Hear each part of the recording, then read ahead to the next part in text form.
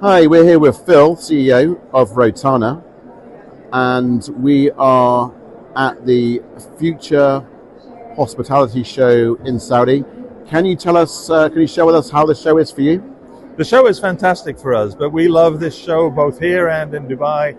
We attend every year, so we see a lot of the people that we are doing business with, a lot of owners, and the opportunities to create new relationships.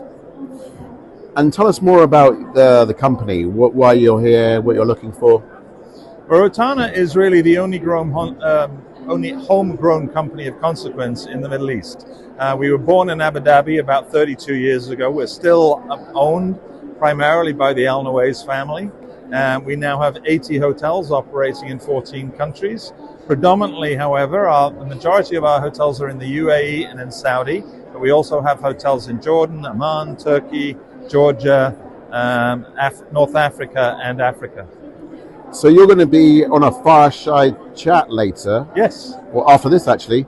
Can you share what you might be talking about there? We're talking about global hospitality, which I think is a fascinating subject when one looks particularly at the Middle East, because a lot of people, the Middle East is coming up in a way that it hasn't been on the tourism screen. I think Saudi is going to emerge very strongly in the next 5 years as a destination for people who really want to understand the culture, the history, and everything about it. And when you look at everything that's going on in this country, it's quite phenomenal. Global tourism is a $9 trillion business, right, annually, and it's about 9% of annual GDP for the world as a whole. So it's a very substantial industry, but doesn't necessarily get identified as such in a lot of areas. Oh, can you expand on that? Yeah, doesn't get identified. Well, how do you mean? Governments need to understand the value of tourism, and it's something that I've always struggled with throughout my career to get governments to wrap their heads around. I'll give you a simple example. Being in Canada when, for example, the Canadian government had an issue with Mexico, and they made it difficult for people in Mexico to get visas to come to Canada as tourists. We saw numbers drop dramatically through the floor because of that one simple step. And it didn't just affect us, it affected the cruise industry and various other industries. They realized it, they changed it, and 18 months later we were back to where we were. But something that's as simple as that, or even, for example, in the UK, they removed the VAT refund on shopping. That has had a huge impact on the retail industry and on tourism into London.